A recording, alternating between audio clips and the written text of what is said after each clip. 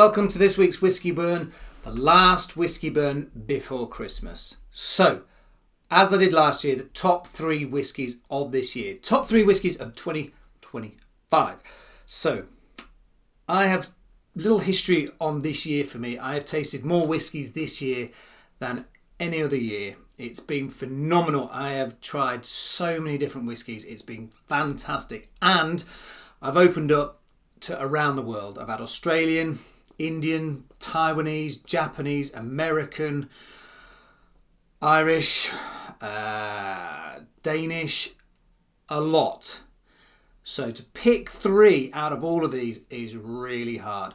So I'm just going to crack on and get on with this because you want to know what the top 3 are. First of all, though, I have to give an honourable mention to this. Absolute beautiful. The tastes of this are amazing. It is the New Zealand Whisky Collection. Blended whiskey. It's aged 18 years, small batch, 57.2%. It's only a 50 centilitre bottle. So it's actually really quite small. So I wanted to give this a notable mention because it was really, really hard. This has all the fruit flavours. It's absolutely amazing.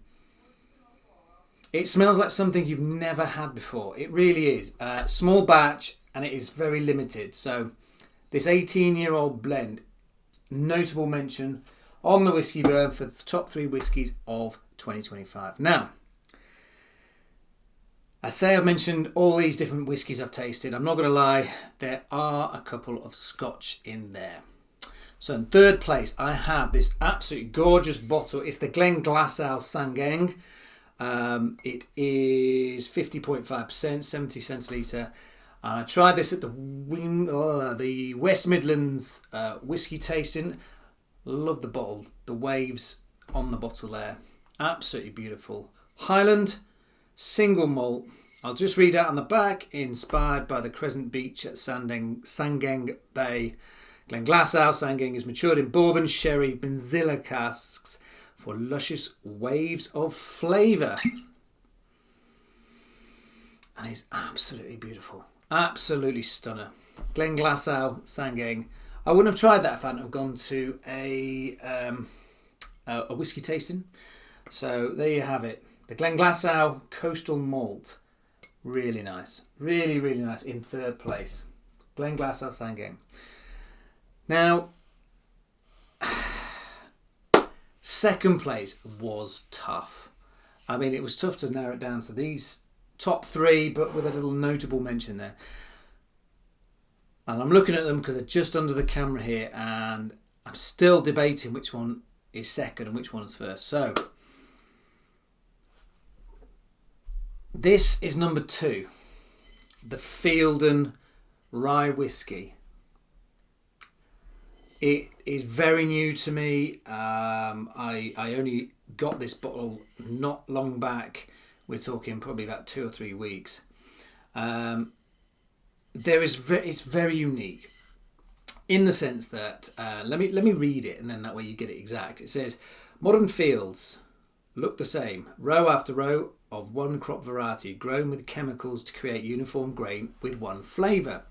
We're regenerating England's fields with heritage grains grown long before industrial farming took hold. Over time, they adapt to the soil and weather and flourish with wildflowers and the insects in our fields. We don't use chemicals. Our crops grow in beds of white clover. It's more natural way of farming that allows our grains to grow tall and strong. As a result, our whiskey's full of flavour. Think warm, flaky pastry, butter and caramel. We're changing how we grow grain for the better. And let me tell you, it just smells of fields of flowers. And it tastes absolutely amazing. I always find the bottle weird with the cork like that. And it's like someone sliced the top of the bottle off. But Fielden whiskey, it's so unique that it's hard to describe it. So they only make a number of bottles because of the field. So if it's a poor yield in the field, they can't make as many bottles of whiskey. This is a 70 centilitre, 48%, and it's an absolute gem. Fielden whiskey. It's rye, and it is absolutely lovely and very sweet if you like your sweet. So there we have it, the Fielden. Now this one I got for Christmas last year. I did a tasting really early on in the year for this one, and it has stuck with me. It's one of the bottles I've managed to finish this year, and absolutely love this. I got the 14-year-old and the 16-year-old, and for me the 14-year-old absolutely hands down won it. So first place in my top 3 whiskies of this year is the Aberlour 14-year-old Speyside single malt, 70 centilitres, 40%. It's only a 40%, but the flavours you get from this are absolutely beautiful. It says fruit complex, and I'll just describe it to you. I'm getting red fruits, like a red pie, like a warm red pie, red berry pie. It's like a warmer version of the New Zealand. Let's be generous. Why not? And I love the sort of stumpy bottle on these. Those who follow me and watch know that I prefer the sort of style bottles. Beautiful golden colour as expected. It's bursting with fruit. And what I love about it, because I know it's only 40%, but what I love about it is you don't get that smell of alcohol. All you get is just the juicy fruit.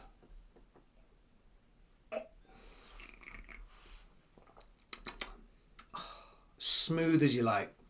Got a little spice kick in there, just tiny one.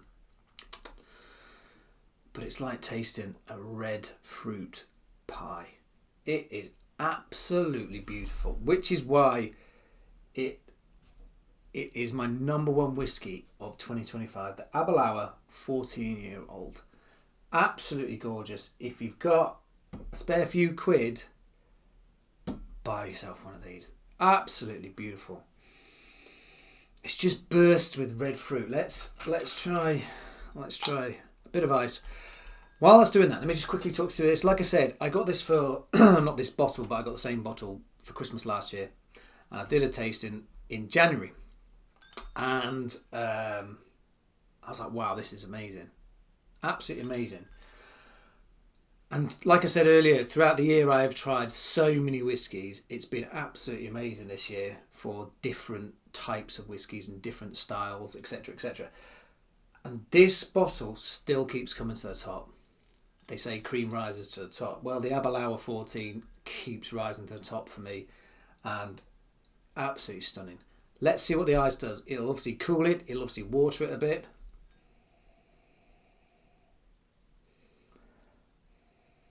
Just a different variation of red fruits.